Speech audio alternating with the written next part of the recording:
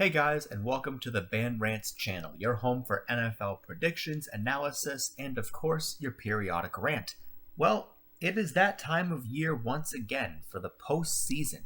We, for the first time in history, have 6 teams from each conference, 6 games total, playing on Wild Card weekend, because it's the first time we have a 7-seeded postseason. So, one team gets the bye, and 6 teams from each conference are playing this weekend.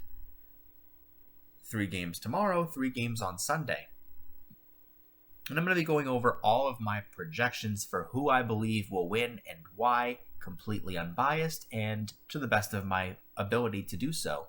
But before we get into that, we're going to talk about all the games happening, but I want to make a disclaimer that with the exception of this logo here, all of the logos that you're about to see are not owned by me. They are owned and belong to the NFL. I do not claim ownership of them in any sort of way. All rights reserved. Go to the NFL for that. If you like the video, please subscribe to the channel. Leave a comment to talk about what you'd like to see me rant about next. And with that out of the way, we're going to move on to the predictions. Okay, so these are all of the games that we have Saturday on the left and, of course, Sunday on the right. We're going to start with the very first game to kick off the postseason, which is, of course, probably the most important one, no matter who plays. Indianapolis Colts, Buffalo Bills. Now, I know that there's a couple of logos on here that either are not used, outdated, or flat out just aren't here anymore, but let's not worry about that. That's really not why we're here. Colts and Bills. There's a lot to like about both teams and really all of these teams in some sort of way here, but to be honest with you, it would be kind of interesting to see Phillip Rivers win again, and it wouldn't be completely out of the question to see the Colts pull off the upset. But Buffalo, they're probably one of the best teams on this picture right here you're seeing. The Bills are just really, really good, and they've got almost everything they need to have a complete team. I mean, the way the Colts win is to get to Josh Allen and make sure that he is put in a situation where he's going to make a mistake or two. The postseason, as we all know, is a different kind of beast. I mean, we've seen teams take the 1 seed and become first-round knockouts. There's a team on the right that fits that description, but we'll get to them in a minute. My prediction for this game is that it's going to be, I think, at least 20 points scored by each team. I think Phillip Rivers throws for 1 touchdown, Jonathan Taylor runs for 1, but I also think that Josh Allen just is having a dynamic year, and as much as I really would like to see Phillip Rivers have one last swan song, I just don't think it's going to happen. The Colts are a good team, but Buffalo is a great team. So Buffalo wins here, and they will also be hosting a game next week because they are the 2 seed, which means no matter what happens in the other games, Buffalo will host a game next week. So now we can move on to the Rams and Seahawks game. Now, we only get to see teams go against each other 3 times a year in situations like this. This is the 3rd time that the Rams and Seahawks faced each other. So, what do we think is going to happen? Well, the Rams might not have Jared Goff, and that's not the end of the world, but when you're on the road against a divisional opponent that knows you very well, plays you twice a year, and you're in Seattle of all places, that doesn't really help you. And Seattle, they have a lot of things to be very, very proud of as far as their offense goes. Their defenses look pretty sluggish, but they've come around a little bit. So, do I think it's going to be an absolute blowout? No. The Rams do have the number 1 defense, and I'm not kidding, in the league. So, I think this is going to be a very close game. I would say no team gets past 28 points unless some catastrophic injury takes place. But I know a road team is going to have to win, but not in this case. Seattle takes the win in this one. So now we can go down to probably the one thing that caught your eye, the Tampa Bay and Washington game. Now, I know that's not their current logo, and I'm not going to get into all that right now, but until they come up with an actual team name, I'm using the old logo. So, the Tampa Bay Buccaneers and the Washington Washingtons. Everybody wants to see Alex Smith, even anybody, really. It's nothing against Tampa or anything else, but Alex Smith, his story is really special. Coming back from that injury, I mean, we all want to see him at least have probably 1 chance to play in the big one.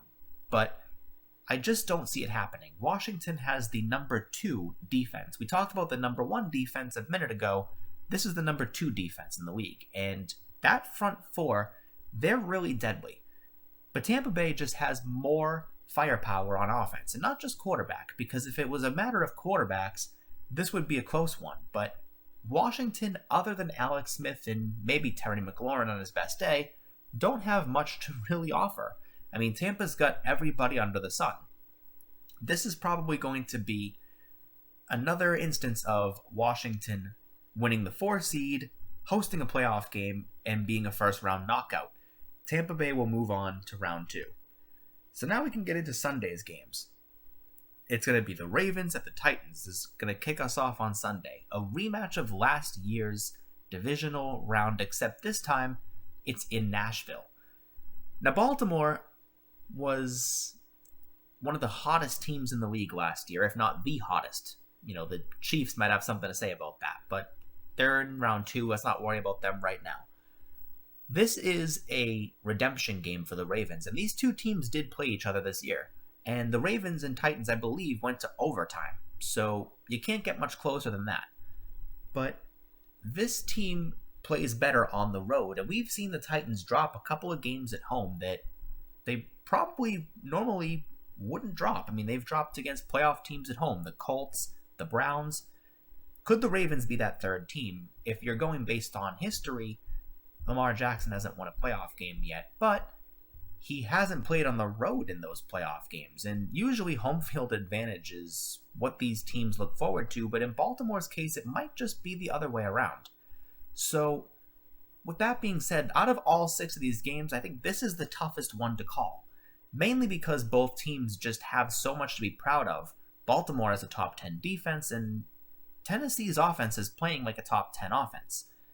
On the other side of the ball, it's really not that black and white. The Ravens are in the bottom half of the league in offense, and you would think the Tennessee defense would be in a better position because of Mike Vrabel, but really, they haven't looked awful, but they haven't looked that great either. They've let up a lot of points in certain games. So, with that being said, who do I think is going to win? Well, I will say that this game is going to be a one-possession victory no matter who gets it. It's not going to be a blowout game. But if I'm looking at this from a standpoint of which team has the most to gain, it's definitely Baltimore. Baltimore wants to prove that Lamar Jackson can win a playoff game. Tennessee wants to prove that their victories last year were no fluke. I think that with a division title and the way they've played, we understand that.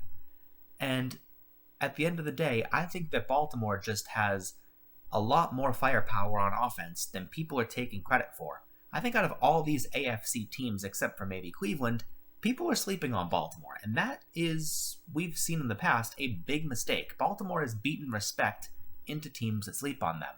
So for this one, advantage Baltimore.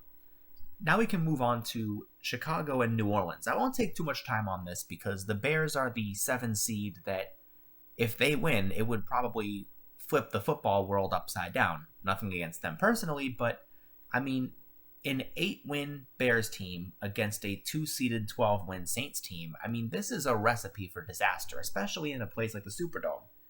The Bears went, I believe, 5-1, lost 6 straight, then won 3 of their last 4, and thanks to a collapse by Arizona, made the postseason. It took a couple of things going wrong for the Bears to actually be in this predicament right now. Which, hey, you know, good for them. They're playing in January. But I don't think this is going to be a very competitive game. The Bears' defense is not one to be underestimated. In fact, believe it or not, Chicago's defense, really, they play pretty well. I mean, they're actually 11th in the league in total defense. So it's not unreasonable to think that this team could give Drew Brees some trouble, especially because they still have Khalil Mack. But this could be Drew Brees' last season, and if that's the case, I have to give some type of a little advantage and a little bit of fate on the side of the Saints. I know it seems weird to base it on fate, so let's look at more analytics. The Saints just have more to offer on offense in terms of running the football, passing the football, and they're more of a complete team right now than Chicago is. Drew Brees might be getting up there in age, but there really is no question in terms of quarterback right now for New Orleans that they trust Drew Brees. And at home, I have to give it to Drew. And finally, it leaves with the Browns and the Steelers. Round 3. Now, this game, I'm just going to get right to the point. I'm giving the advantage and the win to the Pittsburgh Steelers. With the exception of Devin Bush, Pittsburgh has stayed relatively healthy, and the Browns have been hit with the COVID bug lately. They only, in my opinion, they did beat the Steelers last week, but the Steelers also rested quite a few starters. That will not be happening on Sunday. It's also going to be happening in Pittsburgh, where in recent history, in long-term history, the Steelers have basically owned the Browns in Pittsburgh. Now, we've seen Pittsburgh win with the 3 seed and host a playoff game and lose in the first round, but without Kevin Stefanski on the sidelines, the head coach for Cleveland, this might be a coaching by committee game for the Cleveland Browns, and if that's the case, Pittsburgh, I think, will have an advantage. They've got a much more seasoned head coach in terms of playoffs, they've got a much more seasoned team, and to be honest, Pittsburgh just has a lot to really come back from. They, going into this game, were 11-0, had lost 3 straight, and had to sort of bounce back. They had only won 4 of their last 5 games to be in this position. They were in position to possibly get home field advantage. That did not happen, and teams do fall apart at this point in time. But Pittsburgh, I think, is in a really good position right now to win the game. So, if you're following all that, my projected divisional round postseason matchups, it would be Tampa at Green Bay, Seattle at New Orleans for the NFC.